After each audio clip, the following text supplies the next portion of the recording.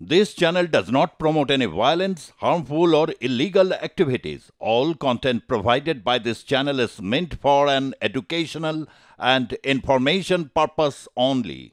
গত শনিবার যাদবপুরে একেবারে ওয়েবকুপার বার্ষিক সাধারণ সভাকে ঘিরে বিক্ষুব্ধ হয়ে ওঠে ছাত্রছাত্রীরা এবং নির্বাচনের দাবিতে তারা মূলত আন্দোলনে সামিল হন এবং শিক্ষামন্ত্রীকে সামনে থেকে পেয়ে তারা কিন্তু তাদের আন্দোলনের ঝাঁজ অনেকটাই বাড়িয়ে তোলেন এবং এই ঘটনার পরিপ্রেক্ষিতে যেমনটা জানা যায় 7টি কিন্তু মামলা ইতিমধ্যেই রুজু করা হয়েছে। এই ঘটনায় একজনকে গ্রেফতার করা হয়েছে এবং 2জন ছাত্র এই ঘটনায় আহত হয়েছেন এবং এই গোটা ঘটনার পরিপ্রেক্ষিতে আজকে কিন্তু এসএফআই এর তরফ থেকে ডাকা হয়েছে ছাত্র ধর্মঘট। এদিকে উচ্চ মাধ্যমিক পরীক্ষা তাতে কিন্তু এই ছাত্র ধর্মঘটের কোনো আঁচ না পড়লেও বিভিন্ন জায়গা থেকে ছাত্র সংঘর্ষের ঘটনা কিন্তু আসছে জেলার বিভিন্ন প্রান্তে এবং আমরা যেমনটা দেখেছি কলকাতা বিশ্ববিদ্যালয়, প্রেসিডেন্টি বিশ্ববিদ্যালয় বিভিন্ন জায়গা থেকে কিন্তু ছাত্র সংঘর্ষ এবং বিক্ষোভের খবর আসছে। ইতিমধ্যেই যে খবর আমরা আপনাদের সামনে নিয়ে এসেছি সেটি হচ্ছে যাদবপুর কাণ্ডের প্রতিবাদে রাজপথে বিজেপি, গোলপার্ক থেকে যাদবপুর পর্যন্ত মিছিল বিজেপি যুব মোর্চার। যেমনটা আমরা দেখেছি যে বিভিন্ন রাজনৈতিক সংগঠনের মধ্যে এসএফআই, এসআইডিও বিভিন্ন সংগঠনের পক্ষ থেকে কিন্তু এই বিষয়টি নিয়ে একেবারে বিক্ষোভ দেখা যায় বিভিন্ন জেলায়। এই মুহূর্তে আমাদের প্রতিনিধি সুচারু মিত্র সরাসরি রয়েছে, আমরা তার কাছে পৌঁছে যাব। যাদবপুর কাণ্ডের প্রতিবাদে রাজপথে বিজেপি, গোলপার্ক থেকে যাদবপুর পর্যন্ত মিছিল বিজেপির যুব মোর্চার। সুচারু, এই মিছিলের অবস্থান সম্পর্কে তোমার কাছ থেকে জানতে চাইব।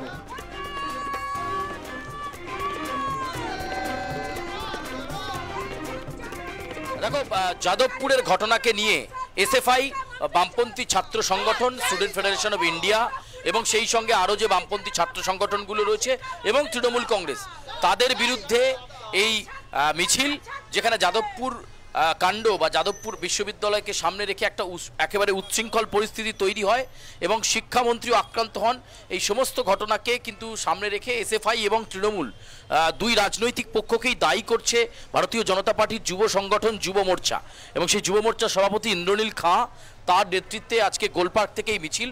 যদিও এই মিছিল কতটা এগোবে, মানে যাদবপুরের একেবারে ক্যাম্পাস পর্যন্ত যেতে পারে নাকি তার আগে আটকে দেয় সেটা দেখার। এবং এই মুহূর্তে কর্মী সমর্থকরা, ভারতীয় জনতা পার্টির কর্মী সমর্থকরা, তারা কিন্তু ইতিমধ্যেই এসেছেন গোলপার্ক রামকৃষ্ণ মিশনের সামনে থেকে।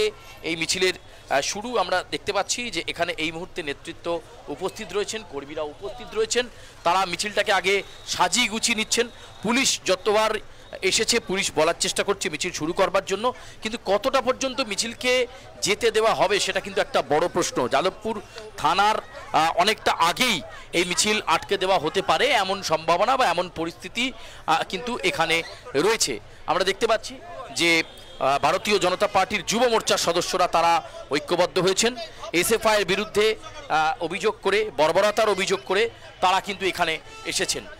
সুবোধ সিং এছাড়াও আমরা একাধিক নেতৃত্বকে এই মুহূর্তে দেখতে পাচ্ছি যে তারা এখানে রয়েছেন এবং তাদের সঙ্গে একটু কথা বলবার চেষ্টা করব যে তাদের কি বক্তব্য রয়েছে যাদবপুরের ঘটনার প্রতিবাদে।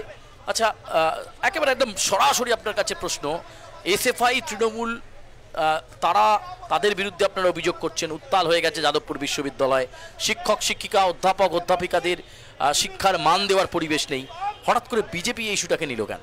দেখুন, এই দুটো রাজনৈতিক দল তৃণমূল এবং সিপিএম, এদের পশ্চিমবাংলা থেকে না এদের অস্তিত্ব পুরো মুছে গেছে। তো ব্রেকিং নিউজে থাকার জন্য কিছু কিছু গল্প তো করতে হবে।